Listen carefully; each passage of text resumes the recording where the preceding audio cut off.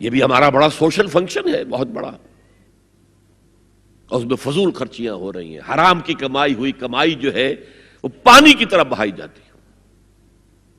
ابھی مجھے ایک صاحب نے بتایا کہ ممبئی میں 2 شادیاں ہوئی ہیں مسلمانوں میں، ایک میں 1.5 کروڑ روپیہ خرچ ہوا، ایک میں 80 لاکھ خرچ ہوا۔ ہم نے وہاں اصلاحی تحریک شروع کی، ضیاء الحق صاحب نے بھی کوشش کی تھی، آرڈیننس پاس کیا تھا، لیکن یہ چیزیں قانون سے نہیں۔ آپ کہیں کہ کسی دعوت میں 50 سے زیادہ مہمان نہیں آئیں گے، وہ 100 آ گئے تو زیادہ زیادہ یہ ہوگا پولیس والوں کو رشوت کا کھاتا کھل گیا، جو یہ پیسے لے جائیے صاحب۔ کبھی کبھی وہ پکی پکائی جگہ لے جا کے اپنے تھانے میں بیٹھ کے کھاتے تھے، لیکن قانون سے نہیں بدلتا مزاج۔ ہم نے کیا طے کیا؟ دیکھو یہ ہے چٹان کی بنیاد۔ آپ کو بڑی اونچی بلڈنگ بنانی ہو تو دیکھنا پڑتا ہے چٹان نیچے بنیاد زمین کیسی ہے۔ تو بنیاد کیا ہے؟ آپ سادگی کرو، سادگی کرو، سادگی کرو، یہ واسطہ بے معنی ہے بالکل، اس لیے کہ غریب کی سادگی کچھ اور ہے، امیر کی سادگی کچھ اور ہے، سادگی کے ایک معنی تو نہیں ہے۔ لہذا کوئی جو ہے راک فاؤنڈیشن وہ تلاش کی جائے، وہ ہم نے کی تلاش۔ جو تقریب حضور سے صحابہ سے ثابت ہے ضرور کرو، ضرور کرو، ضرور کرو، عضوا علیہا بالنواجذ، اپنے دانتوں سے پکڑ لو اس کو۔ اور جو تقریب ثابت نہیں حضور سے اور صحابہ سے، یقیناً یہ کہیں باہر سے آئی ہے، یا تو ہمارا خاندانی پس منظر جو ہے، اکثر تو ہندوؤں سے مسلمان ہوئے، وہ سادات ہوں، صدیقی ہوں، فاروقی ہوں، عثمانی ہوں، وہی ہیں نا جو باہر سے آئے تھے، باقی تو اکثریت یہیں سے، وہ اپنا ہندوانہ پس منظر لے کر آئے۔ تو جس کا ثبوت صحابہ کے دور میں نہیں، وہ یقیناً باہر سے آئی ہوئی چیز ہے، اس میں پھر سادگی نہیں، اس میں کمی نہیں، جڑ سے کاٹو اس کو۔ اس بنیاد پر ہم نے 5 فیصلے کیے، ذرا سن لیجئے آپ بھی، اگر آپ کوئی سوشل ورک کرنا چاہیں اس کو عام کریں۔ نمبر 1، نکاح مسجد میں۔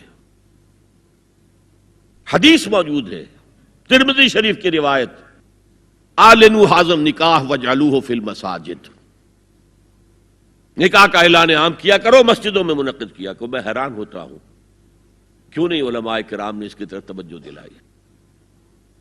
حدیث ہے، ہاں میں مانتا ہوں ان کا کہنا یہ ہے کہ یہ یہاں جو امر ہے کہ مسجد میں منعقد کرو، یہ امر وجوب کے لیے نہیں ہے، استحباب کے لیے، مستحب ہے یہ کہ مسجد میں۔ تو بھائی مستحب کیوں چھوڑ رہے ہو تم؟ وہ اس لیے چھوڑنا پڑتا ہے، مولوی بیچارے کی حیثیت ہے ہی نہیں معاشرے میں کہ وہ کہے جناب یہاں آئیے میرے پاس، میں نہیں آؤں گا آپ کے گھر نکاح پڑھانے کے لیے۔ وہ اپنا رجسٹر بغل میں دبائے بیٹھا سوکھتا رہتا ہے۔ وہ تو آنی تھی بارات عصر کے وقت، مغرب بھی جا رہی ہے، آئی نہیں، وہ بیٹھا غریب۔ پہلے 20-30 روپے ملتے تھے، اب 200 300 400 ملتے ہیں، اور کیا ہے۔ میں نے انہیں یاد دلایا، دیکھو شرم کرو، عیسائیوں نے آج تک اپنے چرچ کی اور اپنے پادری کی عزت یہ رکھی ہے کہ شہزادے اور شہزادی کی شادی ہوگی وہ بھی پادری چرچ میں آئیں گے۔ شہزادے کی شادی ہو رہی ہے تو جو ان کی پارلیمنٹ کے ساتھ ہے چرچ، وہاں شادی ہوگی، وہاں پردہ نہیں ہے، لڑکا لڑکی دونوں آمنے سامنے کھڑے ہو کر قول و قرار کریں گے۔ ہمارے ہاں پردہ ہے تو اس لیے لڑکی کے گھر بھی جائیں گے تو لڑکی تو محفل میں نہیں آئے گی، لڑکی کا ایک وکیل ہوگا، وہ وکیل اجازت لے کر آئے گا، 2 اس کے گواہ ہوں گے، ان کے سامنے اجازت لی گئی، پھر وہ نکاح خواہ کو اجازت دیں گے، وہ نکاح پڑھا دیں گے۔ پہلی بات یہ ہو گئی کہ نکاح مسجد میں۔ نمبر 2، نکاح کے موقع پر کوئی دعوت طعام نہیں، کوئی ثابت نہیں۔ دعوت طعام صرف ایک ہے، وہ ولیمہ ہے، اور اس قدر معقول بات ہے، سب باپ اپنے سینوں پر ہاتھ رکھ کر سوچیں اور میری بات سنیں، کیا بیٹی کو گھر سے رخصت کرنے کا وقت جو ہے وہ خوشی کا وقت ہوتا ہے؟ جب بیٹی گھر سے جا رہی ہو، کوئی جانور بھی آپ قربانی کے لیے، کوئی مینڈھا کو بکرا لے آئیں 8-10 دن پہلے اور بچے مانوس ہو جائیں تو وہ جب آپ ذبح کرتے ہیں تو پچھاڑے کھاتے ہیں کہ نہیں بچے؟ اور یہ لخت جگر ہے، نور چشم ہے، 18 20 22 برس گھر میں رہی ہے، وہ جا رہی ہے. خوشی نہیں ہے وہاں، صرف یہ ہوتا ہے اے سائی آف ریلیف کہ ایک ذمہ داری کا بوجھ تھا، اللہ نے آج پورا کرا دیا، اتروا دیا بوجھ. پھر بھی اندیشہ ہوتا ہے، پتہ نہیں مزاج ملے نہ ملے، نئے ماحول میں جا رہی ہے، وہاں جا کر ایڈجسٹ ہو یا نہ ہو، اندیشے پھر بھی ہوتے ہیں ذہن کے اندر. تو ان سے مرغ پلاؤ کھانا اور متنجن کھانا کوئی معقول بات نہیں ہے.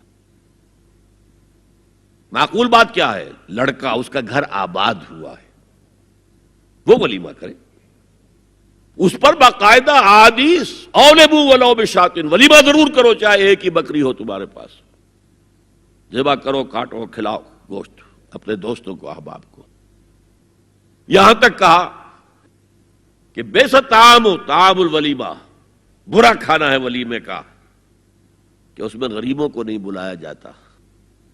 ظاہر بات ہے مسلی کھلانے کے لیے تو ولیمہ نہیں ہوتا، اپنے احباب کو، دوستوں کو بلایا جاتا ہے. پھر بھی میں تم سے کہتا ہوں کہ جسے ولیمے کے لیے بلایا جائے وہ اگر نہیں جائے گا تو اللہ اور اس کے رسول کے حکم کی نافرمانی کرے. تو جس رسول نے اتنی تفصیل سے حکم دیا ہو ایک دعوت کا، وہ دوسری دعوت میں بھی خیر ہوتا نہ بیان کرتا. جب نکاح مسجد میں اور کوئی دعوت طعام نہیں تو بارات کا تصور، خلاص. بارات کس بلا کا نام ہے؟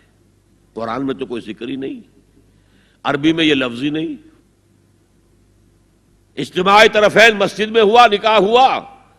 لڑکی کو، حضرت فاطمہ کو رضی اللہ تعالی عنہا، کچھ خواتین جا کر چھوڑ آئی تھی اس حجرے میں جو ایک انصاری صحابی نے حضرت علی کو دیا تھا. ان کا تو کوئی گھر بھی نہیں تھا. کوئی حضرت علی آئے ہوں اور آ کر وداع کرا کے لے کے گئے ہوں، کچھ بھی نہیں. چوتھی چیز، جہیز کا کوئی تصور اسلام میں نہیں. خالص ہندوانہ رسم، خالص ہندوانہ رسم، خالص ہندوانہ رسم.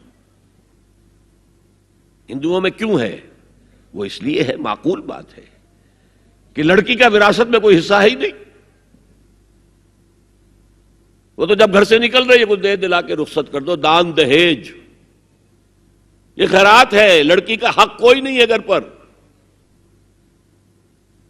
اسلام میں تو لڑکی وارث ہے. والد فوت ہوں گے، وراثت تقسیم ہوگی. والدہ فوت ہوں گی، کوئی ان کی ہے ملکیت، وہ تقسیم ہوگی. شادی کے موقع پر کوئی جہیز اسلام میں نہیں، قطعاً نہیں. غلطی سے حضرت فاطمہ کے جہیز کو جہیز کہہ دیا گیا. وہ جہیز کیا تھا؟ ایک پیسہ بھی حضور کے اپنی جیب سے نہیں تھا. اس شادی میں خاص بات کیا تھی کہ دولہا کے ولی بھی حضور ہی ہے. اور کون ہے؟ علی کا کون تھا مدینے میں؟ اور دلہن کے والد بھی حضور ہیں. اب حضور پوچھتے ہیں حضرت علی سے، تمہارے پاس مہر دینے کے لیے کچھ ہے؟ عرض کیا میرے پاس تو کچھ نہیں ہے. وہ فقراء صحابہ میں سے تھے. فرمایا مہر تو دینا ہے، تمہارے پاس ایک زرہ ہوتی تھی. جی ہاں زرہ تو ہے. انہوں نے یہ سمجھا زرہ تو جہاد کے لیے ہے، کوئی وہ دولت تو نہیں ہے. فرمایا جاؤ اسے بیچو یا گروی رکھ کے قرض لے کر آؤ. وہ گئے، حضرت عثمان نے خرید لی اور کچھ دنوں کے بعد واپس کر دی ہدیتاً. یہ زرہ میں ہدیہ آپ کو کر رہا ہوں. اس وقت اگر کہتے چھوڑو علی، کہاں تو لو میں پیسے دے دیتا ہوں تمہیں، تو ان کی طبیعت پر بار ہوتا.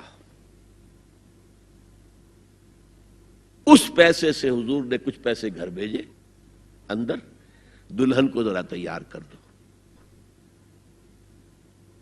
اور کچھ پیسوں سے وہ ایک گدا جس میں کھجور کی کھال بھری ہوئی تھی، اور 2 تکیے جس میں کھجور کی کھال بھری ہوئی تھی، ایک مشکیزہ، کنویں سے پانی تو لانا ہی ہے نا، ایک چکی، جو ہو یا گیہوں ہو پیسنا تو ہے نا، کوئی 1-2 برتن اور. اللہ اللہ خیر صلاح. یہ تھا جسے جہیز کہتے ہیں، جس میں ایک پیسہ بھی حضور کا شامل نہیں ہے. وہ حضرت فاطمہ کا مہر تھا جسے بنایا گیا. ورنہ مدینے ہی میں دوسری آپ کی صاحبزادی کا نکاح حضرت عثمان سے بھی ہوا. کہیں ذکر ہے جہیز کا؟ حضرت عثمان کا گھر بھرا ہوا، ہر چیزیں موجود، وہاں تو کسی جہیز کا تذکرہ نہیں. بہرحال یہ شادی کو آسان کرو زنا کو مشکل بناؤ. یہاں شادی کے لیے 9 من تیل ہوگا تو رادھا ناچے گی، ورنہ یہ کہ بڑی ہو رہی ہے، عمر ہو رہی ہے، سب کچھ ہو رہا ہے، لیکن کچھ تقاضے تو ہے نا، آخر کچھ تو کرنا ہوتا ہے نا، آخر کچھ نہ کچھ لوگوں کو تو کھانا کھلانا ہی ہوتا ہے نا، بارات تو آخر آئے گی ہی نا، کچھ نہ کچھ تو دینا ہی ہوگا، کچھ جوڑے کپڑے، کچھ یہ. اسلام کا فلسفہ جو میں نے 4-5 باتیں آپ کو بتا، فلسفہ یہ ہے کہ لڑکی کے باپ پر 1 پیسے کا بوجھ نہیں. اس نے لڑکی پال پوس کے تمہارے حوالے کر دیا، اب اور کیا چاہتے ہو تم؟ سارا مرد آزماں مرد آفرین، مرد کو چیلنج دیا ہے، تم مرد ہو، مہر تم دو گے. اور سب سے بڑھ کر کیا ہو رہا ہے آج کل بھی ہوتا ہے، وہ ہمارے کچھ کام ہوتے ہیں اسلامی، وہ بھی ہے، کچھ وہی ہندوانہ پس منظر. نکاح کی محفل میں چھوارے کون لے کے آتا ہے جی؟ لڑکے والے. اور پلاؤ کن سے کھاتے ہیں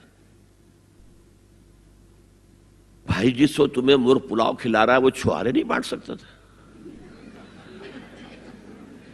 یہ ہے اسلام اور غیر اسلام کا امتزاج. چھوارے لڑکے والے لے کر آئیں گے اور پھر دعوت اڑائیں گے لڑکی والوں کی طرف سے. هي الحلقات تحفظني بآيات من القرآن، هي الحلقات تملأني بحب المصطفى العدنان، هي الحلقات تحفظني